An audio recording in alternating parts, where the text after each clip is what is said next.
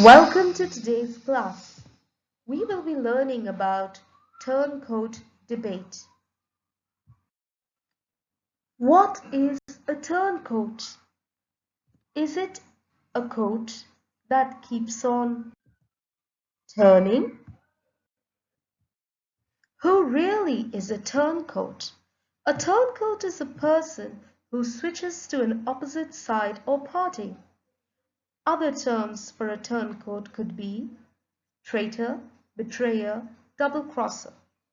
In fact, the term originated in the 1500s when a person would wear a coat of a certain color to express their loyalty to a political party. But when they switched sides, they seemed to have turned the color of their coat, and thus came about the word turncoat. So how does one debate in the turncoat format? Well, the speaker is given a topic and the speaker speaks for the motion for half the time and then switches sides or turns the coat and speaks against the motion. To plan for a turncoat debate, you need to research your topic and then think of the pros and cons of both sides of the motion and come up with examples, statistics, illustrations, anecdotes to strengthen your arguments.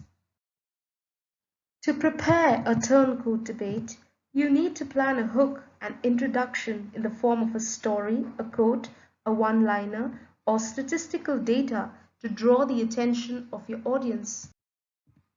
Thereafter, you need to organize each argument in a separate paragraph.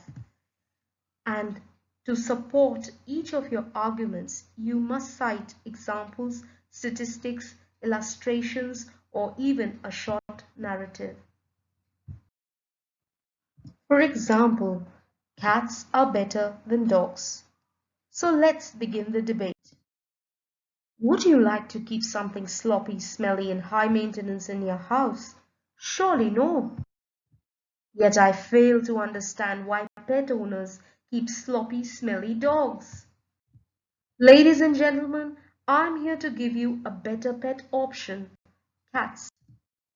Firstly, cats are super clean. They don't like getting wet or splashing in mud or poking their nose in garbage dumps. In fact, a wet dog can fill the whole house with a revolting stench. Who needs that? Secondly, dogs are more expensive to maintain. A dog needs to be walked many times a day. Imagine the costs if you were to hire a dog walker. None of that with a cat. Keep a ball of yarn and a cozy corner and you're good to go. If you live in small spaces, an active dog could be hard to handle. On the other hand, a cat occupies less space and doesn't go about bumping into things. Finally, a cat doesn't disturb by barking through the night, nor does it go about chewing our expensive shoes and clothes. No wonder even in ancient civilizations like Egypt, cats were held in high esteem. Who would want a selfish, proud, and self-seeking family member? Not I for sure. That is why 33% of pet owners prefer dogs as a man's companion. Did you know a dog's sense of smell is 10,000 times better than a human's? No wonder these intelligent creatures are on the police force. In a world of hurt and betrayal, wouldn't you want to come home to dewy eyes and a wagging tail, eager to give you all the love? My friends, that's a dog for you.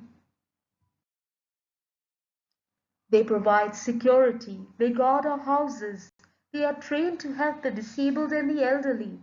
Did you know Tibetan mastiffs were used in the Chinese imperial palace? Kristen Cast quoted, "Cats choose us, we don't own them." So true. A cat prefers itself over you, but a dog's joy lies in your happiness. Their loyalty is unmatched.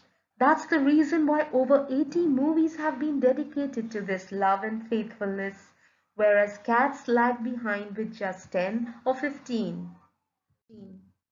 So I close in the words of Andy Rooney: the average dog is a nicer person than an average person. Thank you.